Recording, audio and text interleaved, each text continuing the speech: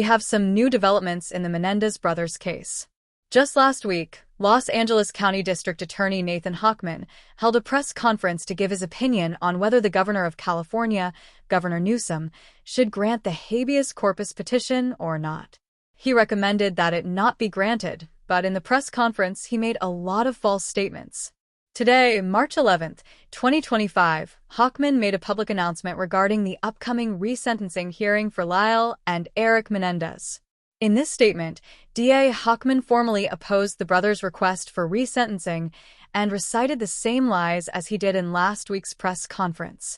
In both of District Attorney Hochman's press conference and announcement today, he cited that due to their continued refusal to take full responsibility for the 1989 redrums of their parents, Jose and Kitty Menendez, Hochman asserted that the Menendez brothers must admit fully the lies they allegedly told about their abusive upbringing before being considered for resentencing or release. He further claimed that newly introduced evidence regarding the brothers' allegations of abuse lacked credibility and did not justify altering their original life sentences without parole. Okay, now let's do a deep dive.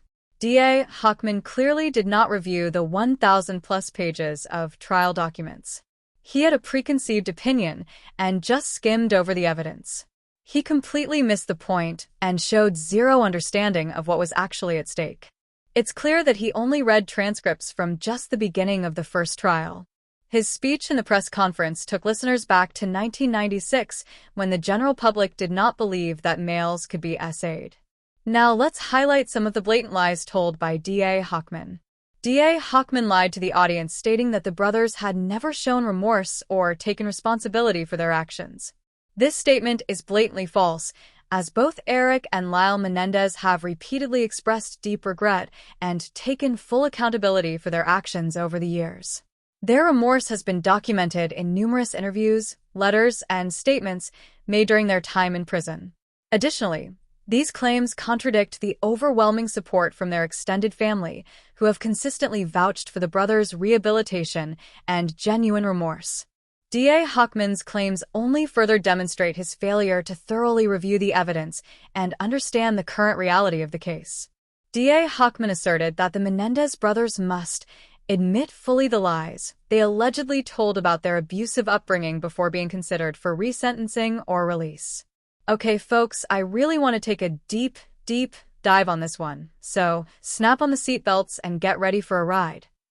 First and foremost, to every survivor of abuse, your pain is real, your story matters, and your voice deserves to be heard.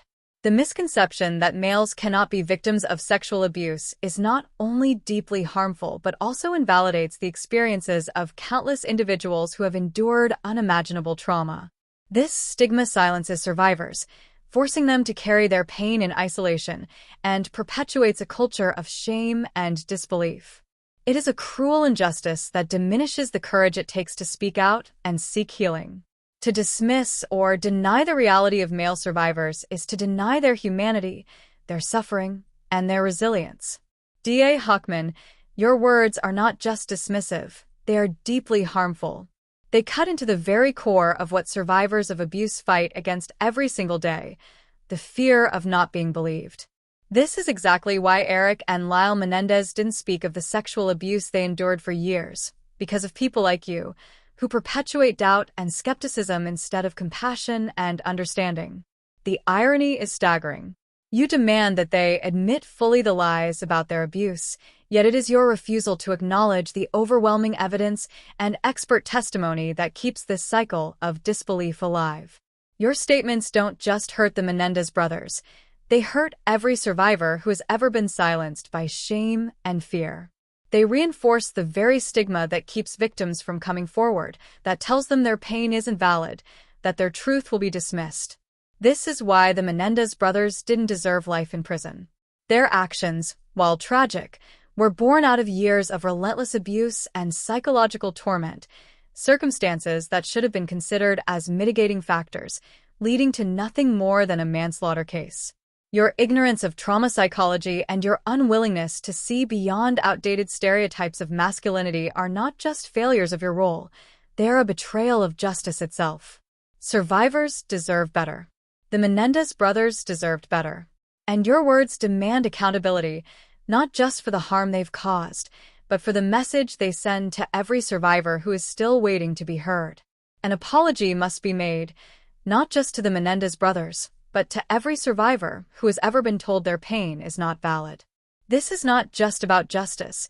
It is about restoring dignity to those who have been wronged and ensuring that no survivor ever feels invisible or unworthy of compassion again. You are seen, you are believed, and you are not alone.